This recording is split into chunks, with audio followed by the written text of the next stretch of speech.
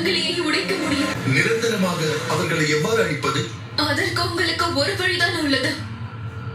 அன்னை பாதாள பைரவியின் சிலைக்கு முன்னால் 5 வெவ்வேறு அக்னி குண்டங்கள் உள்ளது. அதில் எரியும் அக்னியின் நிறம் 5 வேறுபட்டிருக்கும். அந்த 5 அக்னியையும் ஒரே நேரத்தில் ஒருவர் அணைக்க வேண்டும். அப்பொழுதுதான் அவர்கள் உயிர் பிரியும். தாயே, எனக்கு உதவி செய்ததற்கு மிக்க நன்றி. இப்பொழுது நான் கிளம்புகிறேன். ஆனால் செல்வதற்கு முன்பு நான் கூறுவதை கேளுங்கள்.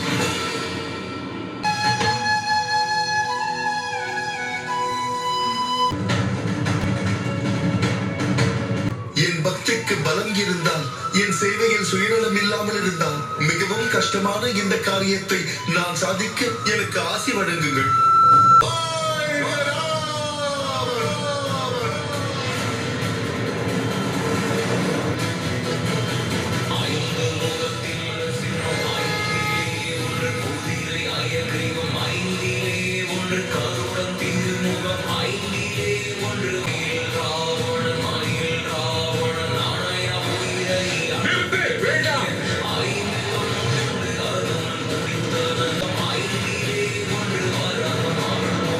இந்த அக்னியை அணைத்து விட்டால் எங்கள் உயிரை பறித்து விடுவாயா?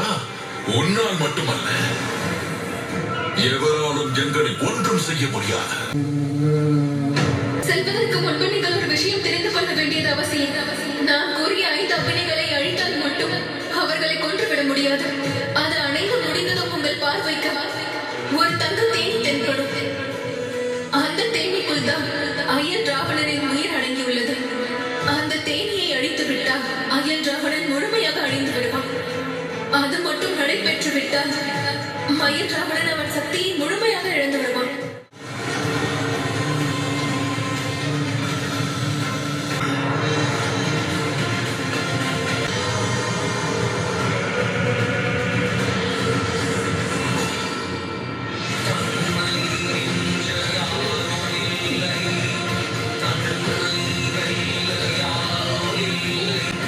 என் அண்ணனை அநியாயமாக கொன்று விட்டாயே, இதற்கு உன்னை பழிவாங்காமல் விடமாட்டேன்.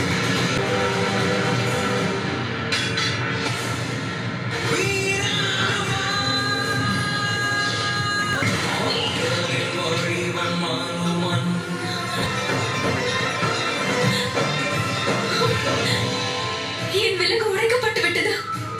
அந்த அசுரர்களை ராமனின் தூதன் அழித்திருப்பார். வாழ்க ராமன், வாழ்க ராமன். எழுந்திருங்கள் பிரபு, எழுந்திருங்கள். உங்கள் அனுமன் வந்து விட்டார்.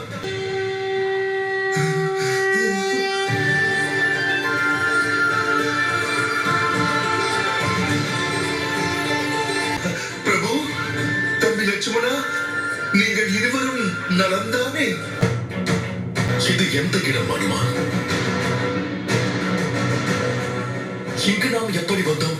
எந்த முகத்தை வைத்துக் கொண்டு உங்களிடம் மன்னிப்பு கேட்பதென்று தெரியவில்லை. என்னுடைய கவனக்குறைவா தாங்கள் இவ்வளவு சிரமம் அனுபவிக்க வேண்டி வந்தது? ராவணனுடைய தம்பிகள் அயல் ராவணனும் மயில் ராவணனும் உங்களை மயக்கமடைய செய்து இங்கு கொண்டு வந்து விட்டார்கள். இந்த அனுமன் தங்களை பாதுகாக்க தவறிவிட்டார். இல்லை அனுமான், உன்னை போன்ற பக்தரின் பக்தி மற்றும் அன்புக்காக நான் எத்தனை முறை வேண்டுமென்றாலும் இதை ஏற்றுக்கொள்வேன்.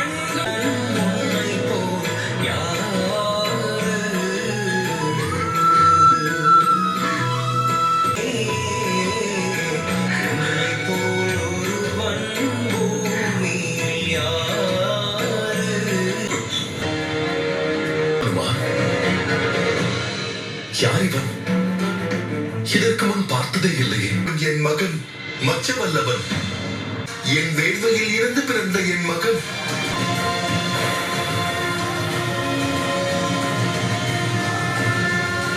இவன் நம்மோடு இணைந்து விட்டால் நமது சேனையின் பலம் பன்மடங்கு அதிகரித்து விடும் பிரபு.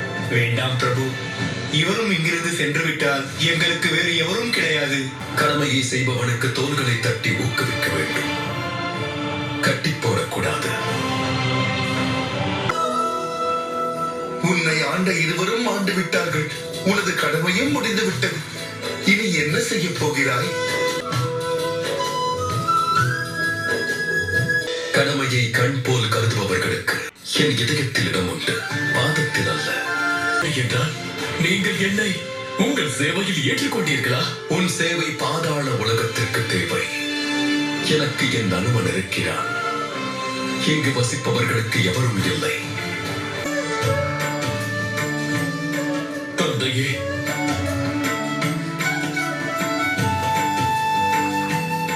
பிரபுவின் அறிவுரை என்றும் நினைவில் இருக்கட்டும்.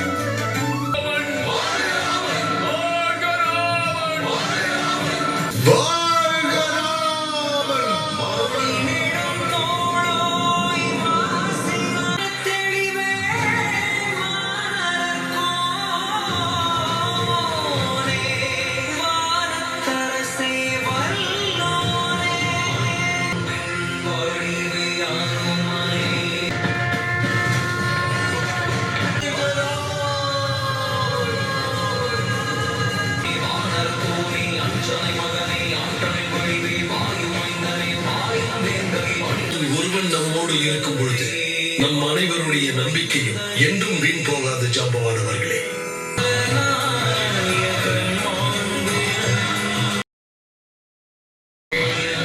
என்னுடைய மகன் அனுமான் சங்கடங்களை போக்கக்கூடியவன்.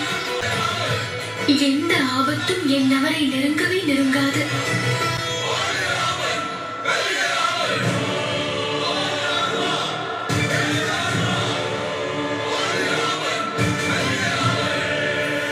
நம்ப முடியவில்லை.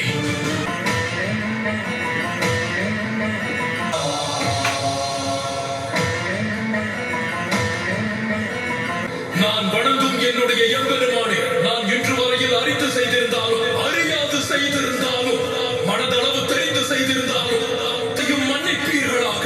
சக்கரலிங்கம், சண்முகலிங்கம், செண்பகலிங்கம், மண்புடைலிங்கம், பிறைச்சூடிய இறைவா, உங்களின் பக்தனால் உங்களுக்கு ஏதேனும் துயரம் ஏற்பட்டிருந்தால் நான் செய்த தவறுக்கு மன்னிப்பு கேட்கிறேன். இவ்விடம் நீங்கள் பாகுபாடு காட்டிவிட்டீர்கள். அன்று மிதிலை நகரில் தங்களின் சக்தி வாய்ந்த வில்லை எடுக்க முற்பட்ட போது தடுத்திருக்க மாட்டீர்கள். போரிலே தாங்கள் வழங்கிய வாளை பறித்திருக்க மாட்டீர்கள். போர் பூமிக்கு செல்ல இருந்த என்னை தடுக்க என் மேகநாதனை நிர்பந்தித்திருக்க மாட்டீர்கள். இன்று உங்களுடைய பக்தன் தனியாக இறங்க உள்ளான். போர்க்களத்தில் அந்த ராமனையும் அவனுடைய குரங்கு சேனைகளையும் அழிக்க தனியாக செல்வான். எதிர்ப்பவன் மனிதனானாலும் திருமாலே ஆனாலும் அழித்திடுவேன். இந்த ராவணன் உங்களுக்கு வாக்களிக்கிறான். இன்று நடக்கும்